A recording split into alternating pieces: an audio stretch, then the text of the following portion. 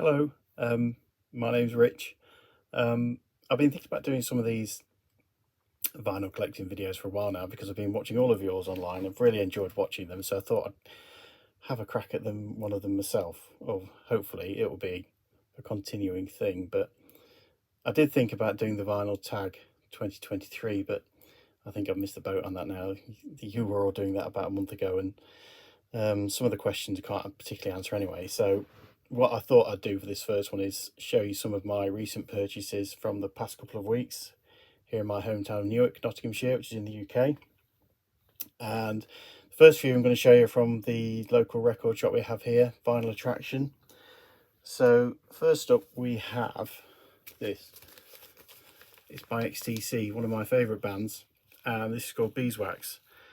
Now I didn't know, but my wife told me that they released something with a very similar cover, which is called Waxworks, which is like they cashed in on the success of the English Settlement album and the chart performance of Sensitive Working Overtime, and decided later on in 1982 to release a best of album. And this, the B-sides collection, came free with it. So £13 I paid for that. I'd never seen this before. I'd never even heard of it, and I was really pleased to pick this up. So now I need a copy of Waxworks to go with it. But £13 is about average on Discogs. I had a quick look, so I'm pleased with that one. Now also for Christmas I was given this book by my sister, Trevor Horn's Adventures in Modern Recording, which I like Trevor Horn's production work because I like Frankie Goes to Hollywood, The Art of Noise, Buggles, Dollar, even the stuff that he produced 4 songs with Dollar, and they're all great. So I was reading this book, and coincidentally the day before I'd been reading the chapter on when he produced this album, or this mini album with Steve Lipson, which is Introspective by the Pet Shop Boys, and he concentrates on the production of the track Left to My Own Devices, which I think is my favourite Pet Shop Boys song. So I was really pleased to pick this up, especially as the coincidence of me reading the book at the same time and on the chapter. It's quite a nice copy. I paid £6 for it, which is about right. I did have this on CD. I don't know if I still have, but I really like this, so quite happy with that.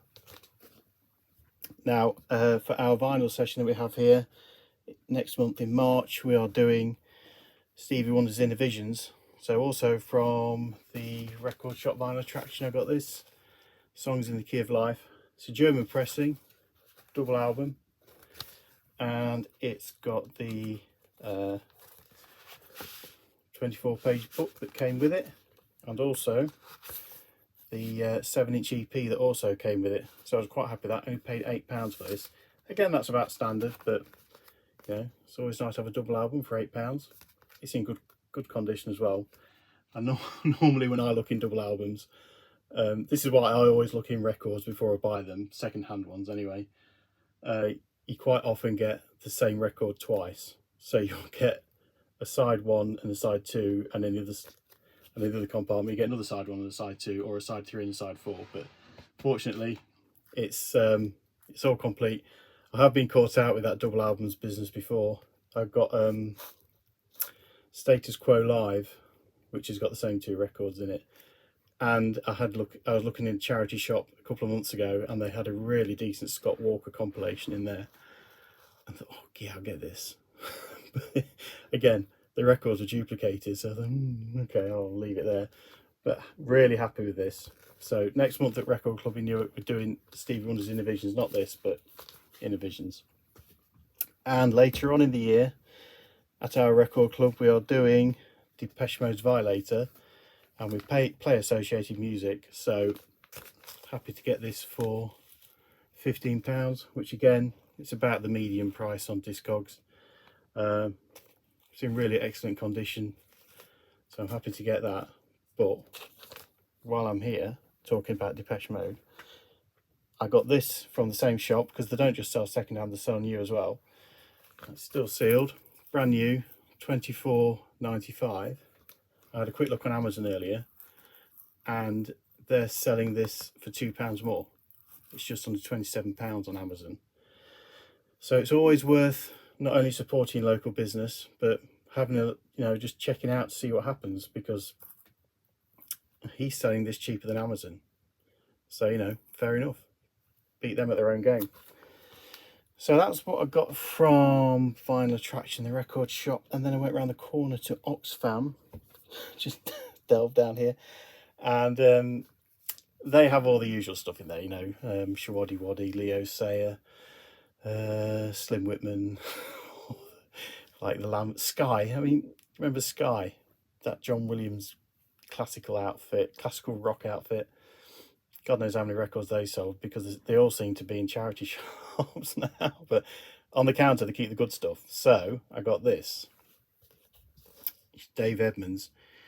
Repeat when necessary. Well, I paid perhaps a little bit more than what this is worth, but I was quite pleased with it, because I really like Dave Edmunds anyway. And if you ever meet me and buy me a pint, I'll tell you the Dave Edmunds Keith Richards story, which is quite funny. I don't think I'd ever want to mess around with Dave. But what I was surprised about this was, and I didn't know this, given that I'm a Led Zeppelin fan, is, I see Dave there pointing, he means he's ready for action, that this was released on, put the right way up, Led Zeppelin's Swan Song label in 1979. And it's got the, this is just thrown together. I did some research into this. It's got a Girls Talk on it, which was a top 10 hit single here in the UK.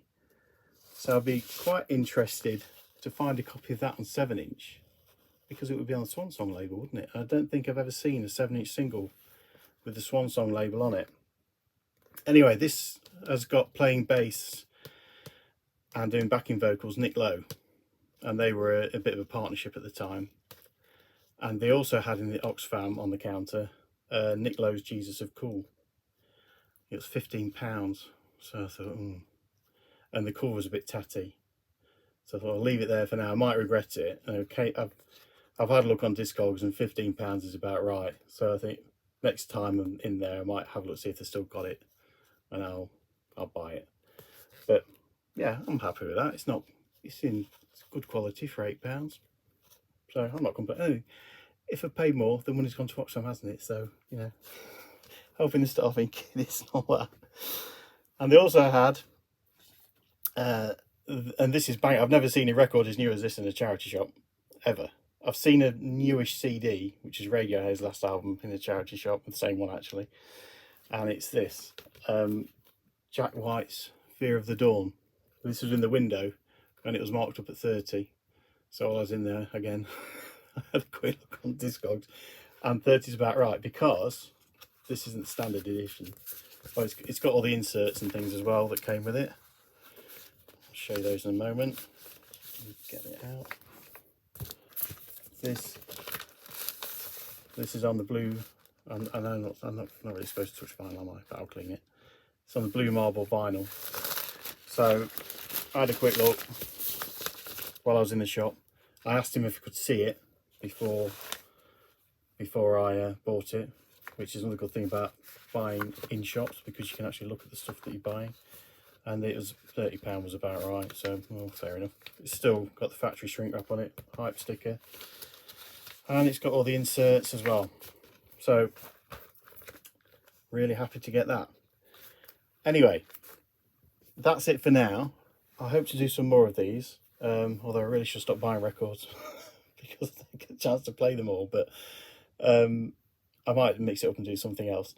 I'm not going to say like and subscribe, guys, because it's up to you. If you like it, fair enough. If you want to subscribe, that's great too. If you want to know anything about the vinyl session that we run here in Newark, then leave a comment and I'll answer any questions and queries. But anyway, it's nice to have you along, and I'll see you next time.